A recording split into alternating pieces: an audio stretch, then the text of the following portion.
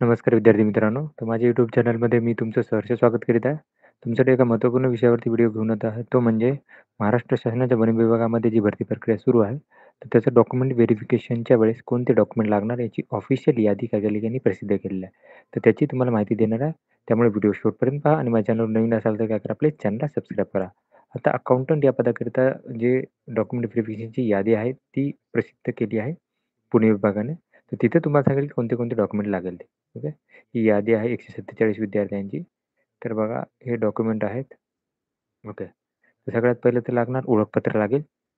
ओळखपत्रामध्ये तुम्हाला पासपोर्ट लागेल किंवा पॅन कार्ड असेल किंवा आधार कार्ड असेल किंवा मतदार ओळखपत्र असेल किंवा ड्रायव्हिंग लायसन्स असेल. हे सगळ्या उमेदवारांसाठी लागणार आहे. त्याच्यानंतर हॉल तिकीटची झेरॉक्स लागेल, हॉल तिकीटची प्रिंट लागेल, ऑनलाईन परीक्षेचे हॉल तिकीट ते सर्व उमेदवारांसाठी आवश्यक असणार आहे.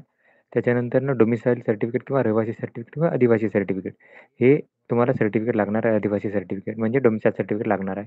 सगळ्या उमेदवारासाठी कंपल्सरी आहे. त्याच्यानंतर वयाच्या पुरावासाठी काय लागेल तुम्हाला? ती ग्रामपंचायत, नगरपरिषद, महानगरपालिका यांचा जन्मदाखला असेल तरी चालेल, वयाचा दाखला असेल तरी चालेल. त्याच्यानंतर शाळा सोडल्याचे प्रमाणपत्र असेल तरी चालेल, म्हणजे टी-सी किंवा 10वीचं सर्टिफिकेट ज्याच्यावर डेट ऑफ बर्थ मेन्शन असेल, हे सगळ्या उमेदवारासाठी लागणार आहे. शैक्षणिक अर्थामध्ये तुम्हाला लागणार आहे तुम्हाला पदवी लागेल कुठलीही त्याची सर्टिफिकेट लागेल.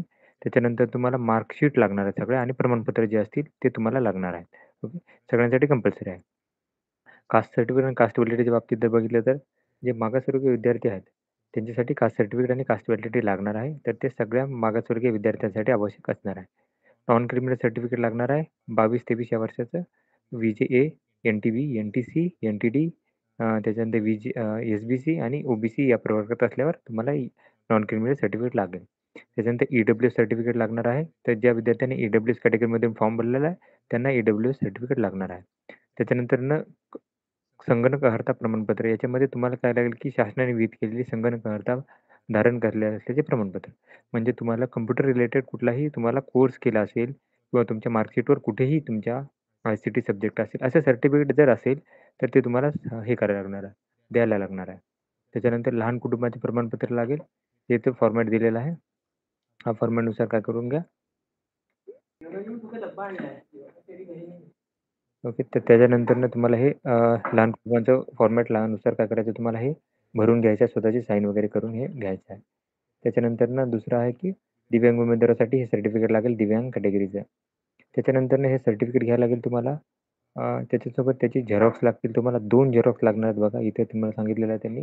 हे ओरिजिनलसोबत काय करेल, की 2 सेट लागणार आहे, अटेस्टेड करायला लागणार आहे. त्यासोबत तुम्हाला काय करायला लागेल, की passport size photograph, colour photograph लागणार आहे.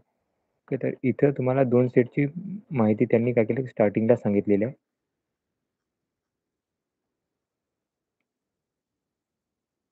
ओके. यांनी काय केलेलं आहे, की